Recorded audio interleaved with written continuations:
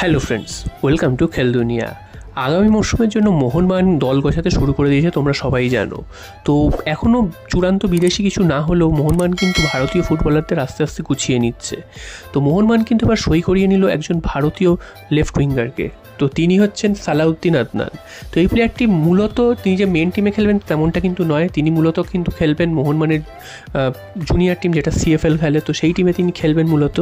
তো এইরকম player junior প্লেয়ারদের মোহনবাগান যে সই করাচ্ছে, এটা কিন্তু মোহনবাগানের জন্য একটা ভালো বিজ্ঞাপন, কারণ আগামী দিনে কিন্তু এই জুনিয়র প্লেয়াররাই কিন্তু মোহনবাগানের হাল ধরবে। তোমরা দেখে থাকবে যে মোহনবাগানের যেসব জুনিয়র প্লেয়াররা রয়েছে, অর্থাৎ যাদের বয়স কম, তাদের সাথে মোহনবাগান কিন্তু বেশ দীর্ঘমেয়াদী কিছু চুক্তি করে নিয়েছে।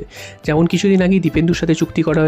এছাড়াও কিন্তু মোহনবাগানের আর যেসব জুনিয়র প্লেয়াররা রয়েছে যারা এই মৌসুমে আইএসএলে বেশ কিছু ম্যাচে সুযোগ পেয়েছে এবং নিজেদের প্রমাণ করেছে, তো তাদেরকেও কিন্তু মোহনবাগান তাদের চুক্তি বাড়িয়ে নিয়েছে, অর্থাৎ কন্ট্রাক্ট এক্সটেনশন করে নিয়েছে। যেমন অভিষেক সূর্যবংশীকে করেছে বা আমানদীপের সাথে করেছে। তো সেরকমই কিন্তু মোহনবাগান অন্যান্য দল থেকেও কিন্তু বেশ কিছু জুনিয়র প্লেয়ারদের নিচ্ছে, যাদেরকে কিন্তু ভবিষ্যতে কাজে লাগাতে পারবে। তো সেরকমই একজন ফুটবলার এই সালাউদ্দিন।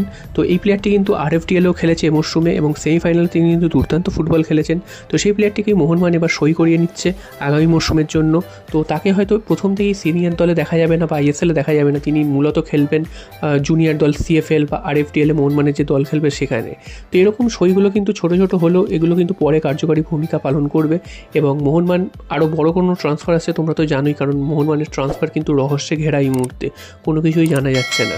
তো তার মাঝখানে এইসব যে ছোটো ছোটো নিউজগুলো উঠে আসছে সেইগুলোই তোমাদের জানিয়ে দিচ্ছি এবং বেশ কিছু ট্রান্সফার আপডেট আছে, তবে এই মুহূর্তে যেহেতু কোনোটাই ডিসক্লোজ করা হচ্ছে না বা প্রত্যেকটা রিউমারের পর্যায়ে রয়েছে, তাই জন্য তোমাদের জানাতে পারছি না।